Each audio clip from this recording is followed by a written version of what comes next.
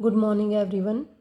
Today we will discuss about first chapter matter in our surrounding.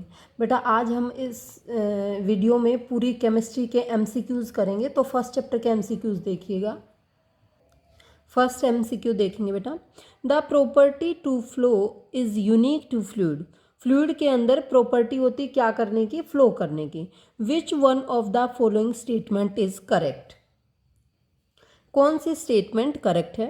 Only gases behave like fluid, सिर्फ gases ही fluid होती हैं। Gases and solid behave like fluid, नहीं बेटा, solid कभी भी flow नहीं कर सकता। Okay, gases and liquid behave like fluids, only liquids are fluid. बेटा जो गैसेज होती हैं और जो लिक्विड्स होते हैं वो बिहेव करती हैं फ्लूइड, क्योंकि आप किसी भी गैस को एक कॉर्नर में या कहीं पर भी छोड़ दोगे वो फ्लो कर जाएगी, लिक्विड को भी छोड़ दोगे वो फ्लो कर जाएगा। ओके, तो ऑप्शन क्या होगा, सी होगा। उसके बाद हमारा नेक्स्ट क्वेश्चन क्या है, a few substance are arranged in the increasing order of force of attraction between their particle, which one of the following represent a correct arrangement. ठीक है, फोर्स ऑफ अट्रैक्शन देखना है हमें। तो सबसे कम फोर्स ऑफ अट्रैक्शन होता है बेटा, देखो ये गैसेस के मॉलिक्यूल हैं जो कि दूर दूर होते हैं, लिक्विड के मॉलिक्यूल थोड़ा सा पास पास होते हैं, और सॉलिड के मॉलिक्यूल बिल्कुल ही पास पास होते हैं। तो किसके अंदर मोर फोर्स ऑफ अट्रैक्शन हुआ, सॉलिड के अंदर सबसे ज़्यादा, लिक्विड के अंदर उससे कम, गैस के अंदर उससे कम। तो सबसे कम फोर्स ऑफ अट्रैक्शन किसके अंदर होगा, ऑक्सीजन के अंदर, फिर उससे ज़्यादा वाटर के अंदर, उससे ज़्यादा शुगर के अंदर। तो हमारा आंसर क्या हो जाएगा, ऑप्शन सी। ओके, उसके बाद नेक्स्ट क्वेश्चन है, during summer water kept in an earthen pot become cool because of the phenomena of, कि सर्दियों में गर्मियों में जो बर्तन है, मटका है, उसमें रखा पानी ठंडा क्यों हो जाता है, क्योंकि उस मटके के अंदर जो छेद होते हैं उनसे क्या हो जाता है, इवेपोरेशन हो जाता है। उनसे क्या हो जाता है बेटा, इवेपोरेशन। उसके बाद हमारा नेक्स्ट क्वेश्चन है, विच one of the following set of phenomena would increase on raising the temperature. जैसे ही हम टेम्परेचर बढ़ाएंगे कौन सा फिनोमिना इंक्रीज कर जाएगा। अगर टेम्परेचर हाई होगा तो डिफ्यूज़न क्या होगा, ज़्यादा होगा। ठीक है, बिल्कुल। विच one of the following set of phenomena would increase on raising, बिल्कुल ठीक है। इवेपोरेशन भी ज़्यादा होगा। कंप्रेशन ऑफ गैसेस, नहीं, जब कूलिंग करेंगे कंप्रेशन ऑफ गैस तब होगा जब टेम्परेचर डाउन होगा। इवेपोरेशन होगा, बिल्कुल। कंप्रेशन ऑफ गैसेस, फिर यहाँ भी दोनों में यही आ गया ऑप्शन। थर्ड होगा इवेपोरेशन, बिल्कुल फास्ट हो जाएगा। डिफ्यूजन भी फास्ट हो जाएगा with increase in temperature. Expansion of gases, अगर टेम्परेचर बढ़ेगा तो गैस क्या कर जाएंगी, एक्सपेंड कर जाएंगी ना। तो आंसर क्या है बेटा, सी है। उसके बाद हमारा नेक्स्ट क्वेश्चन है, Seema visited a natural gas compressing unit and found that the gas can be liquefied under specific condition of temperature and pressure।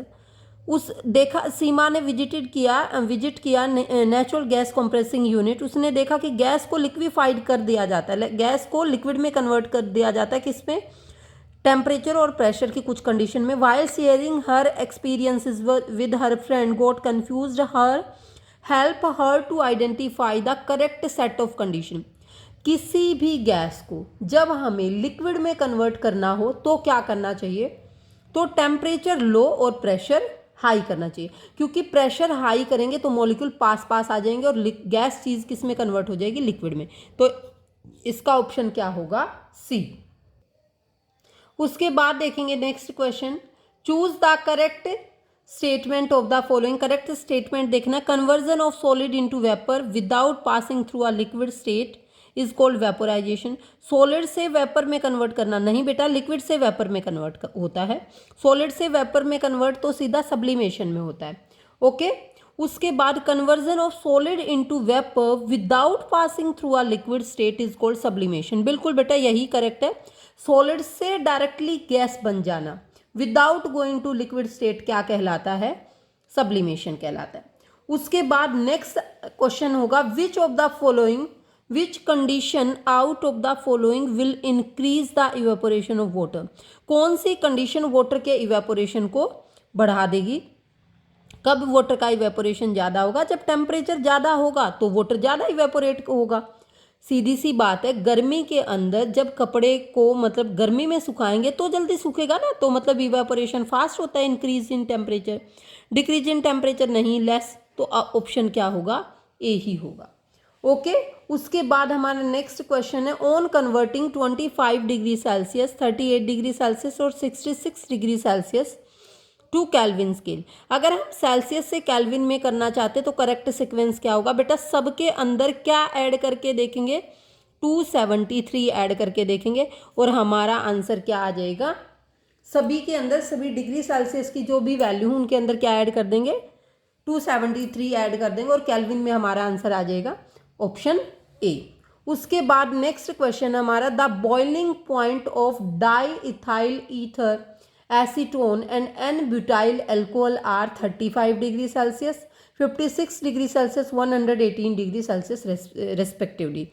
ये कुछ नहीं बेटा, कोई केमिकल्स दे रखे हैं, ठीक है, इनका अलग अलग से सेल्सियस में। Which one of the following correctly represent their boiling point in Kelvin scale.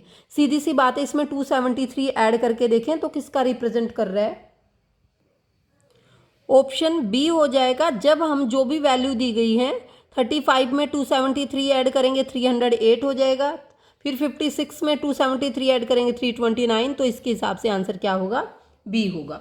Okay उसके बाद हमारा नेक्स्ट क्वेश्चन है, विच of the following condition the distance between molecule of hydrogen gas would increase. कौन सी कंडीशन की वजह से जो हाइड्रोजन के मॉलिक्यूल हैं, उनके जो गैस के मॉलिक्यूल हैं उनके बीच में इंक्रीज हो जाएगा डिस्टेंस, जब हम टेम्परेचर को क्या कर देंगे, हाई कर देंगे। इंक्रीजिंग प्रेशर नहीं, जब प्रेशर को इंक्रीज कर देंगे तो मॉलिक्यूल पास पास आ जाएंगे। Some hydrogen gas leaking out of the container, बिल्कुल जब हाइड्रोजन गैस कंटेनर से निकल जाए तो मॉलिक्यूल दूर दूर हो जाएंगे ना। Increasing the volume of container of hydrogen gas, जब हम वॉल्यूम को बढ़ा देंगे, हाइड्रोजन गैस की वॉल्यूम को बढ़ा देंगे। Addition more hydrogen gas to the container without increasing the volume, ज़्यादा हाइड्रोजन गैस डालेंगे तो मॉलिक्यूल पास पास आ जाएंगे, तो ऑप्शन क्या होगा, सेकंड एंड थर्ड ऑप्शन हो जाएगा इसका, मतलब सी आंसर हो जाएगा, सेकंड एंड थर्ड। ओके उसके बाद इसी के साथ हमारे जो MCQs हैं फर्स्ट चैप्टर के वो कंप्लीट होते हैं। उसके बाद बेटा हम सेकंड चैप्टर का फर्स्ट MCQ देखेंगे। Which of the following statement are true for pure substance. Pure substance के लिए कौन सी स्टेटमेंट क्या है, ट्रू है। Pure substance contain only one kind of particle, बिल्कुल सही बात है। प्योर सब्सटेंस में भी कंपाउंड और मिक्सचर, प्योर सब्सटेंस कंपाउंड हो सकते हैं और मिक्सचर भी नहीं, मिक्सचर प्योर सब्सटेंस से अलग होता है। Pure substance have same composition throughout whole solution, okay ये भी सही है। तो फर्स्ट और थर्ड ऑप्शन क्या हो जाएगा, मतलब बी आंसर क्या हो जाएगा, करेक्ट हो जाएगा। उसके बाद हम नेक्स्ट करेंगे, a mixture of sulphur and carbon disulphide is. Sulphur को और कार्बन डाइसल्फाइड को मिलाएंगे तो जो मिक्सचर होगा वो कैसा बनेगा, हिट्रोजीनियस बनेगा और टिंडल इफेक्ट शो करेगा। तो जो ऑप्शन होगा हिट्रोजीनियस, सल्फर अलग चीज़ है, कार्बन डाइसल्फाइड अलग चीज़ है, अगर हम इसको मिक्स करेंगे तो बेटा होमोजीनियस नहीं बनेगा सॉल्यूशन, जो हमारा बनेगा वो कैसा सॉल्यूशन बनेगा, हिट्रोजीनियस सॉल्यूशन बनेगा। ओके उसके बाद तो ऑप्शन क्या होगा, ए होगा। उसके बाद हम थर्ड क्वेश्चन देखेंगे, टिंचर ऑफ आयोडीन। शायद सभी बच्चों को पता होगा कि टिंचर ऑफ आयोडीन क्या होता है। Tincture of iodine has antiseptic properties, this solution is made by. जो कभी कभी क्वेश्चन आ जाता है टिंचर ऑफ आयोडीन क्या होता है, तो जब आयोडीन को हम अल्कोहल में मिलाएंगे तो क्या बनेगा, टिंचर ऑफ आयोडीन। और आपको ये भी पता होना चाहिए कि इसकी कैसी नेचर होती है, एंटीसेप्टिक नेचर होती है, मतलब हम इसको घाव पे लगा सकते हैं, ठीक है, टिंचर ऑफ आयोडीन को, ठीक है। तो आयोडीन को किस में डिसोल्व करते हैं, अल्कोहल में। नेक्स्ट क्वेश्चन है हमारा fourth, which of the following are homogeneous in nature.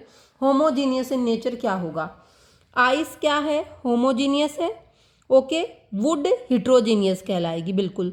Soil heterogeneous, बहुत सारा मिक्सचर होता है, ठीक है। एयर क्या कहलाएगी, होमोजीनियस इन नेचर, ठीक है, क्योंकि एयर में जो गैसेस मिली हुई है बेटा वो फिक्स्ड रेशो में है, फिक्स्ड प्रोपोर्शन में, इसलिए एयर क्या कैसा मिक्सचर होगा, होमोजीनियस मिक्सचर। तो हमारा आंसर क्या हो जाएगा, सी। ओके नेक्स्ट है, two substances A and B were made to react to form third substance. A और बी ने आपस में रिएक्ट किया और थर्ड सब्सटेंस बन गई। क्या बन गई वो substance A2B according to the following reaction, इस रिएक्शन से। Which of the following statement concerning this reaction are incorrect. ये तो रिएक्शन के अकॉर्डिंग हमें स्टेटमेंट इनकरेक्ट वाली फाइंड आउट करनी है। The product A2B show the properties of substance A and B। जो प्रोडक्ट बना A2B में वो A और B दोनों की प्रॉपर्टी को शो कर रहा है। नहीं बेटा, कंपाउंड में प्रॉपर्टीज क्या हो जाती हैं, अलग हो जाती हैं, तो ये इनकरेक्ट है। ओके, इनकरेक्ट ही ढूंढना है, तो फर्स्ट इनकरेक्ट है। Okay, the product will always have fixed composition. जो प्रोडक्ट की कॉम्पोजिशन है वो हमेशा क्या होती है, फिक्स्ड। ये बात बिल्कुल सही है, तो करेक्ट नहीं ढूंढनी है हमें, इनकरेक्ट ढूंढनी है। The product so formed can not be classified as a compound. नहीं, हम इसको कंपाउंड की फॉर्म में ही क्लासिफाइड करते हैं, बट यहाँ बोला हुआ कैन नॉट बी क्लासिफाइड, ये कंपाउंड ही कहलाएगा। ओके, तो ये बात इनकरेक्ट हो गई, ये भी इनकरेक्ट है। The product so formed is an element. नहीं, एलिमेंट नहीं, ये प्रोडक्ट जो बना है ये कंपाउंड है। ओके, तो तीनों बात फर्स्ट, थर्ड एंड फोर्थ तीनों ही क्या हो गई, इनकरेक्ट हो गई। सिर्फ सेकंड बात क्या है, करेक्ट है। उसके बाद हमारा 6th क्वेश्चन होगा, two chemical species X and Y combine together to form a product P। दो केमिकल स्पीसीज जो X और Y है कंबाइन हुई और क्या बन गया, एक प्रोडक्ट P बन गया। Okay, which contain both X and Y, X plus Y, P बना, X प्लस वाई से क्या बना है, P। X and Y can not be broken down into simpler substance by simple chemical reaction. Which of the following concerning the species X, Y and P। X और Y को हम तोड़ नहीं सकते, ठीक है, इसका मतलब वो क्या है, एलिमेंट है। ठीक है, तो हमारा वो पूछ रहा है कौन सा सही है, तो P कंपाउंड है, दोनों से क्या बना है, कंपाउंड है, बिल्कुल P कंपाउंड है। X और Y क्या है, कंपाउंड है, नहीं, X और Y कंपाउंड नहीं बेटा, P कंपाउंड बना है, क्योंकि कोई सब्सटेंस X एलिमेंट थी, फिर हमने उसमें Y मिलाया और P बन गया, तो कंपाउंड बना, P बना है। ठीक है, और X Y क्या रहे हैं, एलिमेंट रहे हैं, बिल्कुल एलिमेंट से ही क्या बना है, P कंपाउंड बना है। और P की फिक्स्ड कॉम्पोजिशन होगी, बिल्कुल होगी। मान लो कार्बन डाइऑक्साइड बनाने के लिए हमें C+O2, तो CO2 फिक्स्ड कॉम्पोजिशन है 2:2, मतलब इनकी रेशो जो आएगी वो रेशो निकालने के लिए, जैसे इसका कितना 12 होता है और उसका इस तरीके से रेशो निकलती है बेटा। ठीक है, तो यहाँ पर आंसर क्या होगा हमारा, ऑप्शन डी, फर्स्ट, थर्ड और फोर्थ। सिर्फ ये बात गलत है, हमने करेक्ट देखनी थी, X and Y are compound, ये बात क्या है, रॉन्ग। तो इसका ऑप्शन क्या हो जाएगा, डी ऑप्शन हो जाएगा। Okay,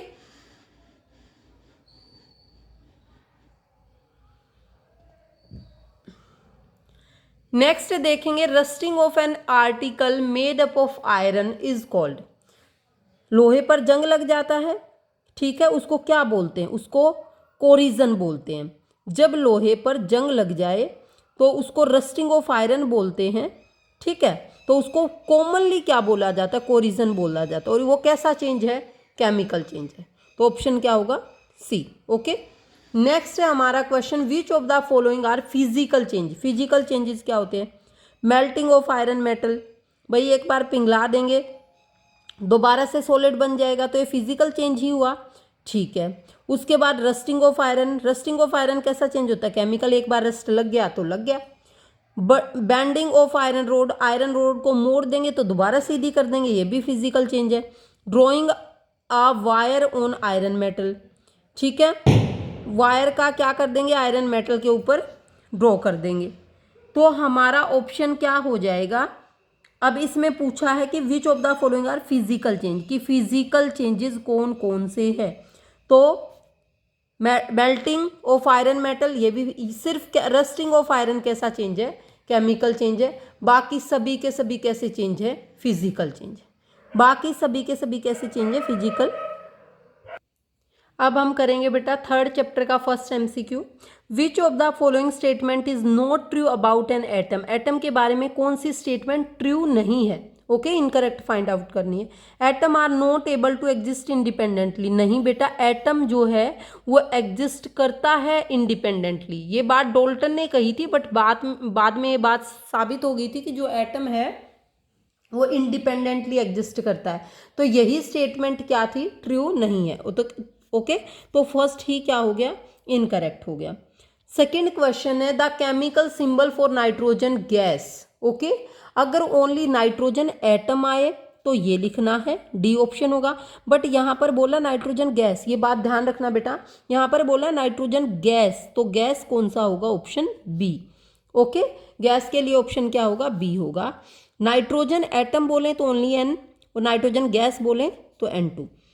chemical symbol for sodium is, sodium के लिए केमिकल सिंबल, बेटा केमिकल सिंबल जो है किसी का भी पूछा जा सकता है। ओके, नेक्स्ट क्वेश्चन होगा a change in physical state can be brought about.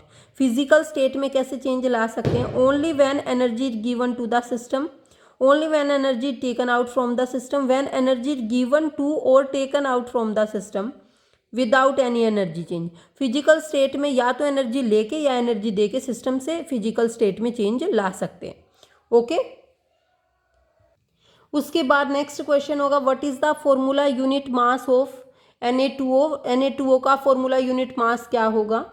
Okay, तो यहाँ पर Na का मोलिकुलर मास दे रखा है, एटॉमिक मास दे रखा है, और ऑक्सीजन का एटॉमिक मास दे रखा है, और फॉर्मूला क्या है, Na2 है। ओके, तो Na2 मतलब Na दो बार, तो 23 2 जा 46, 46 प्लस 16 कितना हो जाएगा, 62। ओके, उसके बाद है फॉर्मूला ऑफ एल्यूमिनियम ऑक्साइड। बेटा एल्यूमिनियम ऑक्साइड का फॉर्मूला क्या होगा, एल्यूमिनियम और ये ऑक्सीजन, एल्यूमिनियम +3 होता है और ये 2 होता है, तो Al2O3, Al2O3। Okay, correct molecular mass of C12H22O11, correct molecular mass, आप सबको मोलिकुलर मास भी निकालना आना चाहिए। C12 मतलब कार्बन को 12 से मल्टीप्लाई करेंगे। ओके, 12 को 12 से मल्टीप्लाई करेंगे, ठीक है, तो 144 आ जाएगा। ठीक है, H22 मतलब हाइड्रोजन का तो एक होता है, तो वो 22 ही हो जाएगा। O11 ऑक्सीजन का होता है 16, मतलब 16 इंटू 11, 16 इंटू 11, तो क्या करेंगे, कितना आ जाएगा, 11 6 जा 66, 11 1 जा 11 76। तो हम इसमें ये सारे ऐड करके देखेंगे बेटा, 8 4 2 जा 6 और 7 13 और 3, ठीक है, 1 मिनट। हाँ जी बेटा, जब आप कैलकुलेट करोगे ना तो 16 12 जा करोगे 144 हो जाएगा। H22 मतलब 22, और जब 16 को 11 से मल्टीप्लाई करेंगे तो आंसर आ जाएगा 176। तीनों को ऐड करेंगे तो आंसर आ जाएगा 342। अब नेक्स्ट देखेंगे MCQ। ओके, 4th चैप्टर के, विच of the following correctly represent the electronic configuration of magnesium atom. इसका आंसर गलत दे रखा है बेटा, मैग्नीशियम एटम का एटॉमिक नंबर कितना होता है, 12 होता है, तो 2,8,2 आंसर हो जाएगा बी। ओके, आंसर क्या हो जाएगा, बी हो जाएगा। नेक्स्ट क्वेश्चन है Rutherford alpha particle scattering experiment resulted into discovery of. Rutherford जो एक्सपेरिमेंट था बेटा, रदरफोर्ड ने जो एक्सपेरिमेंट किया था उसमें क्या आइडेंटिफाई हुआ था, न्यूक्लियस आइडेंटिफाई हुआ था। उसने देखा था कि बीच में से कोई एटम जो है वो वापस आ रहा है टकरा के, बाकी हर जगह से क्रॉस हुआ जा रहा है, तो उसने एटम न्यूक्लियस के बारे में बताया था। ओके, नेक्स्ट है हमारा the number of electron in an element X is 15। Electron का नंबर कितना है, 15 है। The number of neutron is 16। Okay, जितना इलेक्ट्रॉन का नंबर है उतना ही प्रोटॉन का नंबर होता है, मतलब प्रोटॉन 15 है न्यूक्लियस में और न्यूट्रॉन कितने 16, मतलब मास क्या हो गया 31। विच of the following is correct representation, तो एटॉमिक नंबर हो गया 15 और मास हो गया 31, तो एटॉमिक नंबर 15, मास हो गया 31, तो आंसर क्या हो जाएगा बेटा, क्योंकि नीचे लिखा जाता है एटॉमिक नंबर और ऊपर लिखा जाता है एटॉमिक मास। एटॉमिक नंबर किसके बराबर होता है, नंबर ऑफ इलेक्ट्रॉन के, नंबर ऑफ प्रोटॉन के, और मास किसके बराबर होता है, इलेक्ट्रॉन प्लस न्यूट्रॉन के, मतलब प्रोटॉन प्लस न्यूट्रॉन के। ओके, नेक्स्ट है Dalton atomic theory successfully explained.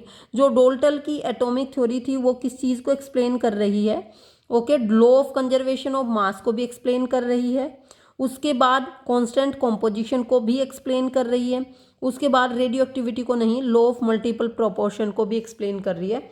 तो आंसर क्या हो जाएगा, ऑप्शन क्या हो जाएगा बेटा, डी ऑप्शन हो जाएगा। Okay, first second and fourth. उसके बाद नेक्स्ट क्वेश्चन है एलिमेंट्स विद वैलेंसी 1। वैलेंसी 1 किसकी होती है, आइदर मेटल भी हो सकता है और नॉन मेटल भी हो सकता है। ठीक है, मेटलॉइड की वैलेंसी 1 नहीं होती, मेटल की भी वैलेंसी 1 हो सकती है, नॉन मेटल की भी वैलेंसी 1 हो सकती है। उसके बाद हमारा नेक्स्ट क्वेश्चन है first model of an atom was given by. सबसे पहले एटम के बारे में मॉडल किसने दिया था बेटा, जे थॉमसन ने सबसे पहले मॉडल के बारे में एक्सप्लेन किया था। उसके बाद है हमारा next question, an atom with 3 proton and 4 neutron will have a valency of. 3 proton है, ठीक है, प्रोटोन 3 है तो इलेक्ट्रॉन भी कितने होंगे 3, और 3 का इलेक्ट्रॉनिक कन्फिग्रेशन क्या होगा 2,1, तो लास्ट में कितना आएगा 1 आएगा। ओके, उसके बाद नेक्स्ट क्वेश्चन है हमारा the electronic distribution in an aluminium atom.